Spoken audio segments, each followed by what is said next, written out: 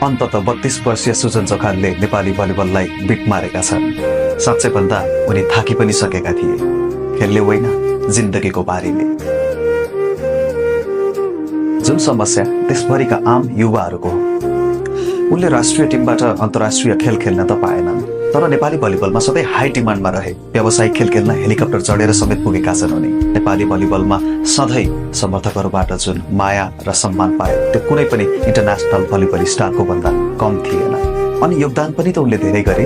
School हुँदै campus, ओडा हुँदै काउलेगौडा युवा क्लब KYC-बाट मेला महोत्सवमा लोकल भलिबल खेलिरहेका सुजन चोखाल सन् 2016मा 7औं राष्ट्रिय खेलकुदको लागि गण्डकी प्रदेशको टोलीमा छनौट भए। तत्कालीन गण्डकी प्रदेशलाई पश्चिमाञ्चल भलिबल टिमको नामले चिनिन्थ्यो। यो उनको करियरको पहिलो ठुलो स्टेप थियो। उनी आफ्नै आमालाई भने असाध्यै मान्छन्। जबबाट मोजाको भलिबल समातेर सुरु गरे उनले भलिबल खेल्न, उनकी आमाले सधैँ सपोर्ट गरिरहिन्। उनी कुनै धनी परिवारका सदस्य थिएनन्। म्याग्दी जिल्लाको घतान नेप्टेचौरमा एक सामान्य परिवारका सदस्य हुन्। एकछिन म तपाईँलाई म्याग्दी जिल्लाको भलिबलको विरासतमा लैजान्छु है त। नेपाली भलिबलको कुरा जब आउँछ, गण्डकीलाई यसको गढ मानिन्छ।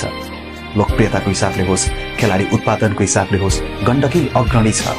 अनि गण्डकीभित्र पनि म्याग्दी जिल्ला भलिबलको डिस्नील्यान्ड मान्दा पनि हुन्छ। उति बेला लाहुरेहरू घर फर्किँदा साथमा ल्याएको बल र बारीको कान्लाबाट सुरु भएको भलिबललाई म्याग्दी जिल्लाले आफ्नो संस्कृति नै बनायो। मेला पर्वमा रौनक थप्नको लागि होस् या राष्ट्रिय स्तरका प्रतियोगिता आयोजना गर्दा थाल कपदेखि खसी कपसम्म भलिबल जनजीवन बन्यो यहाँको। नेपालको राष्ट्रिय खेलको लागि म्याग्दीले नेपाली खेलकुदमा लेजेन्ड र गौरवको रूपमा स्थापित अरुणा शाही, कमला पुनहरू, सुजन चोखालदेखि लिएर मिलन मल्ल, राजु शेरचन, चमन सिंह परियार र पछिल्लो पुस्ताका सम्राट भण्डारीहरू लगायत धेरै राष्ट्रिय तथा अन्तर्राष्ट्रिय खेलाडीहरू जन्माएर उत्पादन गरेर यो भूमिले दिइसकेको छ। त्यसमा तेजेन्द्र बानिया जस्ता भलिबल प्रेमीहरूले पछिल्लो समय यहाँ नेपालको लागि खेलाडी अभाव हुन नदिने प्रण लिएका छन्, जसले गर्दा म्याग्दी जिल्लामा भलिबल राम्रोसँग विकास भइरहेको छ। सुजन भने अब गण्डकीको टिममा आइसकेपछि झन्डै 9 वर्ष नै गण्डकीको लिडर भएर खेले। उनीभन्दा अगाडि धेरै आए गण्डकीको जर्सी लगाउन। उनीसँगै र उनी पछि पनि धेरै युवाहरूले उनको साथमै पनि खेले। उनले मिलाएको बल जतिले प्रहार गरेका छन्, सोध्ने हो भने उनीहरू पनि बन्लान्।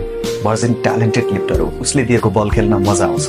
ट्यालेन्ट त उनमा थियो। घरेलु प्रतियोगितामा चाँडै नै प्रभाव पनि छाडेका थिए। 13औं दक्षिण एसियाली खेलकुद संघ र 2076 को ABC सेन्ट्रल जोन पुरुष भलिबलको लागि राष्ट्रिय टोलीसम्म आइसकेका थिए। यति नजिक थियो नि डेब्यु गर्नबाट तत्काल। त्यही त हो भाग्य। उनी आफ्नो यसमा फिजिकल स्ट्रेन्थलाई कारण मान्छन्। इन्टरनेसनल लेभलमा आफ्नो फिजिकलले सायद उनलाई मौका पाइन कि भन्ने पनि लाग्छ। अनि होइन, कुनै पनि सेटर भन्दा त म कहाँ कम छु र, कतै म माथि राजनीति पो भयो कि भन्ने डाउट पनि गर्छन्। तर जे भए पनि उनले भलिबलको लागि धेरै गरे। पहिलो त आज कयौं युवाहरू सुजन चोखाल जस्तै सेटर बन्छु भनेर भलिबल समात्ने गर्छन्। गाउँघरमा खेतबारीमा खेल्दै भलिबल सिकेर जिल्ला, अञ्चल, क्षेत्र हुँदै राष्ट्रिय टोलीसम्म यात्रा